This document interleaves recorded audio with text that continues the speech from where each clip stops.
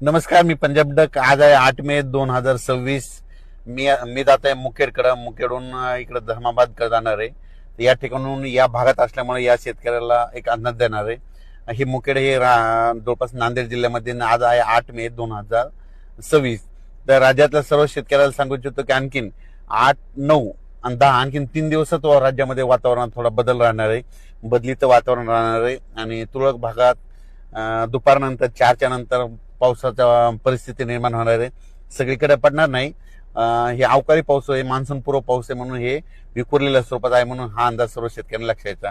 मग हे त्याच्यामध्ये नांदेड जिल्हा झालं, विदर्भामध्ये काय विदर्भ, पूर्व विदर्भ, पश्चिम विदर्भ, 5-11 जिल्ह्यामध्ये वर्धा, नागपूर, भंडारा, गोंदिया, चंद्रपूर, यवतमाळ, वाशिम, हिंगोली, अमरावती, अकोला, बुलढाणा याच्यामध्ये जिल्ह्यामधून 2-4 ठिकाणी 10-20 ठिकाणी असा अवकाळी पाऊस पडणार आहे. सर्व दूर पडणार नाही, म्हणून हा अंदाज त्या विदर्भातल्या शेतकऱ्यांना लक्षात यायचा. त्याच्यानंतर मराठवाड्यामध्ये नांदेड जिल्हा झालं, लातूर जिल्हा झालं, बीड जिल्हा झालं, परभणी जिल्हा झालं, जालना जिल्हा झालं, संभाजीनगर झालं, धाराशिव या भागात देखील जिल्ह्यात क्वचित मध्ये 10-15 ठिकाणी हे अवकाळी या 2 दिवसामध्ये पाऊस पडणार आहे, म्हणून हे लक्षात यायचं. पश्चिम महाराष्ट्रात देखील हीच परिस्थिती राहणार आहे आणि उत्तर महाराष्ट्रात देखील तुरळक भागातच विखुरलेल्या स्वरूपाचा हे पाऊस असणार आहे. पण राज्यातल्या हळद लागवड करण्यासाठी आणि ऊस ज्यांचा वाळत आहे त्या ऊसासाठी एक आनंदाची बातमी, कारण की राज्यामध्ये 15 मे ते 20 मेच्या दरम्यान राज्यात चांगला पावसाळ्यासारखा पाऊस येणार आहे, म्हणून हा अंदाज लक्षात यायचा. म्हणजे पाऊस कसा पडणार आहे, एक कमी दाबाचा पट्टा आहे, त्याचं चक्रीवादळात रूपांतर होईल आणि ते चक्रीवादळ काय होईल, कर्नाटक आणि महाराष्ट्राच्या दोन्ही मदतून जाईल. त्याच्यामुळे काय होईल, महाराष्ट्रामध्ये खूप पावसाळ्यासारखा काही काही ठिकाणी पाणी साचल, काही काही ठिकाणी वड्याला देखील पाणी येईल, असा पाऊस काय होणार आहे जवळपास 14 मे ते 21 मेच्या दरम्यान येणार आहे, म्हणून हा अंदाज सर्व शेतकऱ्यांनी लक्षात घ्यायचा.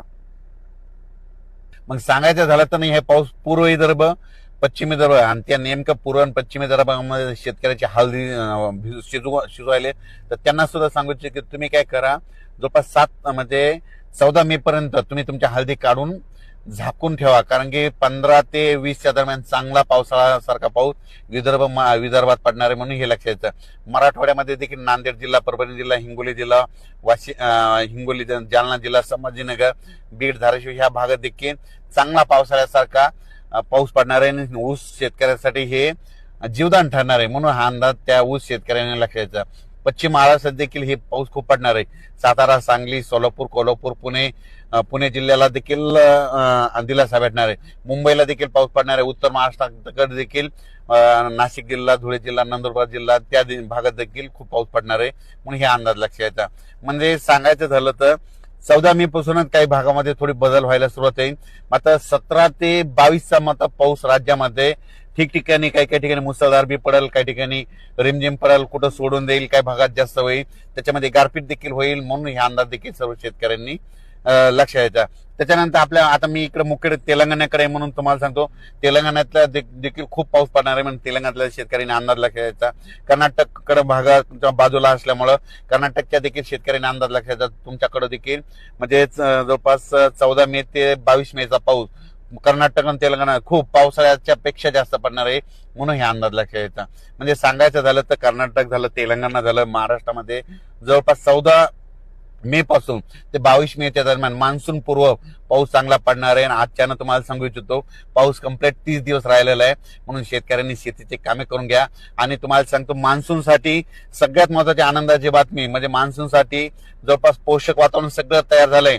जवळपास ह्या 13 मे ते 17 मेच्या दरम्यान मान्सून अंदमान बेटावर येणार आहे आणि तिथून कंप्लीट 20 दिवसाला कंप्लीट आपल्या महाराष्ट्रामध्ये येतं. म्हणजे 10 दिवस तिथून 10 दिवस म्हणजे 7 जून पर्यंत महाराष्ट्रात मान्सून दाखल होऊ शकतो, म्हणून सर्वप्रथम ही शेतकऱ्यासाठी आनंदाची बी. पण 14 मे ते 22 मेच्या दरम्यान राज्यामध्ये हे जे अवकाळी पाऊस येईल त्याच्यामध्ये विजाचं प्रमाण जास्त, म्हणून शेतकऱ्यांनी झाडाखाली थांबू नये, नारळाच्या झाडाखाली उभं राहू नये, आंब्याच्या झाडाखाली थांबू नये, कारण की याच्यामध्ये विजाचं देखील प्रमाण जास्त आहे. आणि तुम्हाला एक सांगू इच्छितो, या राज्यात सगळ्यात महत्वाचं म्हणजे 15 मे पासून राज्यातलं सगळ्यात महत्वाचं जे उन्हाचा जे पारा वाढत गेलेला आहे त्याचं पारा कमी होणार आहे. सगळीकडला पारा 40 अंशाच्या खाली येणार आहे, म्हणून हा अंदाज लक्षात यायचा. पण पारा खाली आल्याच्या नंतर राज्यामध्ये ढगाळ परिस्थिती राहील, काही काही ठिकाणी पाऊस देखील आहे. मुंबईकरांना देखील उकाड्यापासून दिलासा भेटणार आहे, पुणेकरांना देखील उकाड्यापासून दिलासा भेटणार आहे, संभाजीनगरकरांना देखील उकाड्यापासून दिलासा भेटणार आहे. सांगायचं झालं तर पूर्व विदर्भ, पश्चिम विदर्भ, दक्षिण महाराष्ट्र, उत्तर महाराष्ट्र, कोकणपट्टी, खानदेश सगळीकडे 14 मे पासून दररोज वेगवेगळ्या 2-2 दिवस वेगवेगळ्या भागात मुक्काम करत करत हे पाऊस पूर्व मोसमी पाऊस हे बरसणार आहे म्हणून अंदाज सर्व शेतकऱ्यांनी लक्षात घेतलं. आणि हे 2026 ला चांगला पाऊस पडणार आहे, दुष्काळ वगैरे पडणार नाही म्हणून काही चिंता करायची गरज नाही. वेळो पेरणी होणार आहे, पिकाला लागल तसा पाऊस पडणार आहे. मात्र सप्टेंबर ऑक्टोबर मात्र परतीचा पाऊस मात्र राज्यात धुमाकूळ घालणार आहे, म्हणजे अतिवृष्टी होईल म्हणजे सप्टेंबर ऑक्टोबर मध्ये, म्हणून हे देखील सर्व शेतकऱ्यांनी लक्षात घ्यायचं. परतीचा पाऊस चांगला पडत असल्यामुळे रब्बी चांगले येणार आहे. सुरुवातीला जेमतेम पाऊस पडत असल्यामुळे खरीप चांगलं येणार आहे, म्हणजे यावर्षी दोन्ही पिकं चांगले येणार आहे. म्हणून शेतकऱ्यांसाठी 2026 खूप चांगलं साल राहणार आहे. म्हणून शेताच्या मशागती करा, आपली शेती तयार करा, कारण की राज्यामध्ये सध्या आज म्हणजे 8, 9, 10 पर्यंत विखुरल्या स्वरूपाचा अवकाळी पाऊस येणार आहे.